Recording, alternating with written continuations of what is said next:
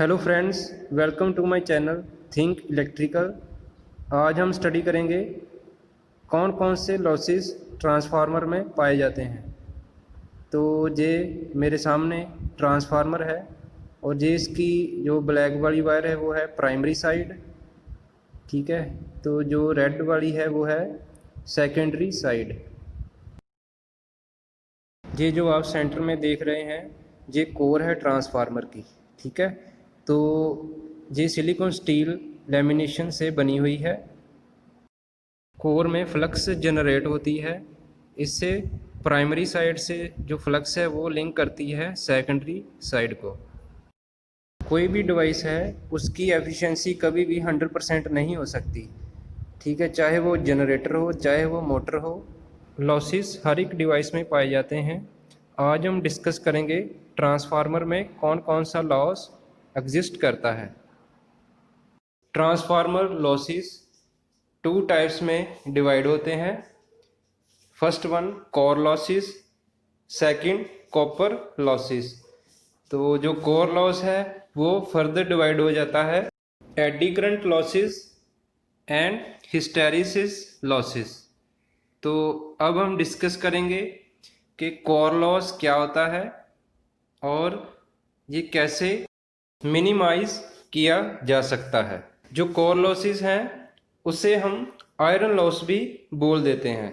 तो first point उन्होंने लिखा है these losses occur in the core of the transformer and are generated due to the variations in the flux.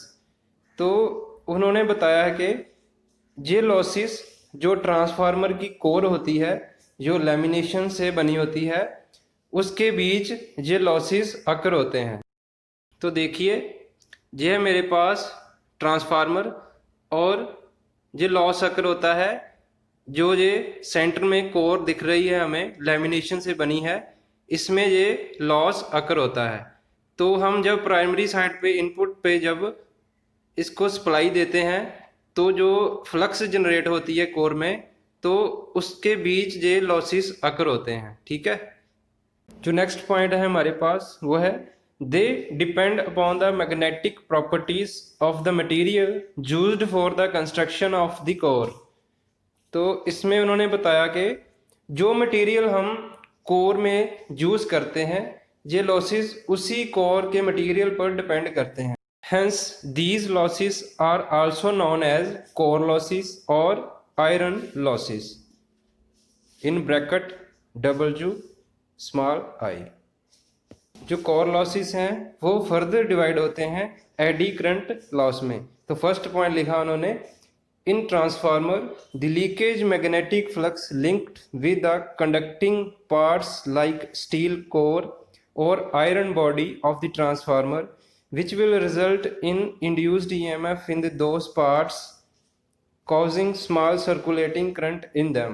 इसमें उसने बताया है कि जब हम इनपुट सप्लाई प्रोवाइड करते हैं प्राइमरी साइड को, ट्रांसफार्मर की प्राइमरी साइड को, तब मैग्नेटिक फ्लक्स कोर में जनरेट होता है। तो वो सारा का सारा मैग्नेटिक फ्लक्स सेकेंडरी साइड को लिंक नहीं करता।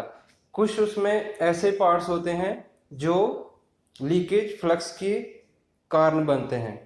तो जो लीकेज फ्लक्स है वही एक अपना ईएमएफ इंड्यूस कर लेती है और उससे एक अपना ही करंट जनरेट हो जाता है, उसे हम एडी करंट या सर्कुलेटिंग करंट कहते हैं। Due to these eddy currents some energy will be dissipated in the form of heat. तो इस लाइन में उन्होंने बताया कि जब ये सारी प्रोसेस होती है इसमें एनर्जी भी वेस्ट होती है। वो किसकी फॉर्म में होती है? वो हीट की फॉर्म में एनर्जी वेस्ट हो जाती है। तो नेक्स्ट इसे रिड्यूस कैसे करते हैं वो बताया उन्होंने कि lamination of core material can reduce eddy current loss. तो हम अगर ट्रांसफार्मर की लैमिनेशंस को यूज़ करें तो उससे हम एडी करंट लॉस कम कर सकते हैं। नेक्स्ट हमारे पास है एक फार्मूला, वो है WE equal to CE DM square into F square. CE जहाँ पर है coefficient of eddy current, BM है मैक्सिमम फ्लक्स डेंसिटी और F है फ्रिक्वेंसी। तो ये फार्मूला एडिटीज आपने याद कर लेना है, ठीक है। तो नेक्स्ट लॉस आता है हमारे पास हिस्टेरेसिस लॉस। तो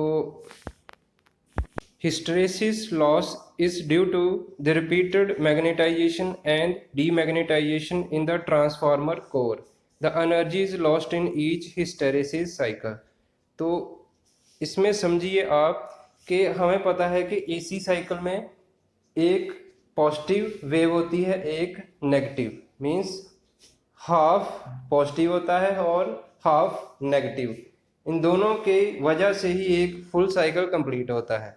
तो इसके कारण जो कोर है ट्रांसफार्मर की, उसमें जो रिवर्सिबल चेंज आता है, देखो पहले आया पॉजिटिव साइकिल, फिर आया नेगेटिव साइकिल।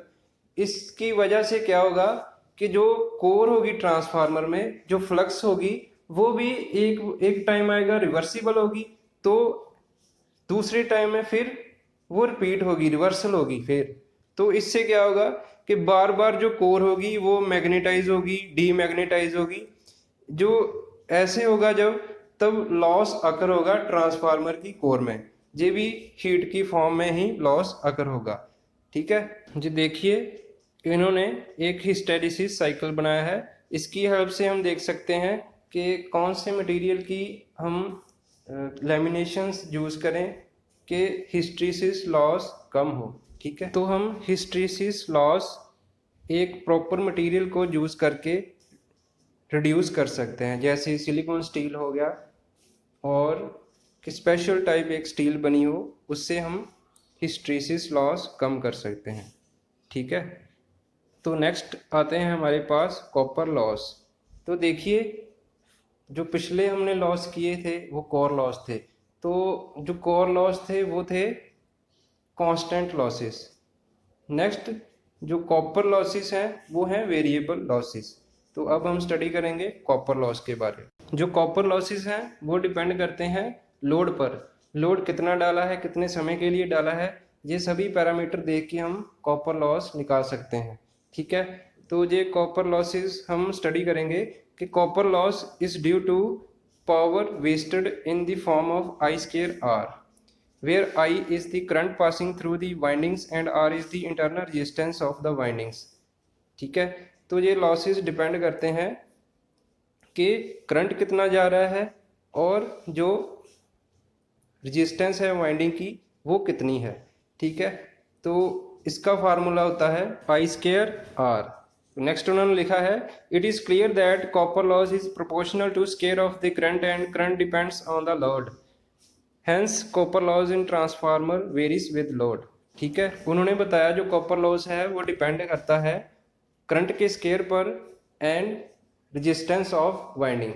तो हम डायरेक्टली देख सकते हैं जब लोड वेरी करेगा तो जो कॉपर लॉस भी वेरी करेंगे। तो देखिए जो टोटल वेरिएबल लॉस आते हैं हमारे पास वो आते हैं W equal to I square PR P plus I square SRS primary side पर, और जो सेकेंडरी साइड पर दोनों का टोटल हो रहा है ये, ठीक है।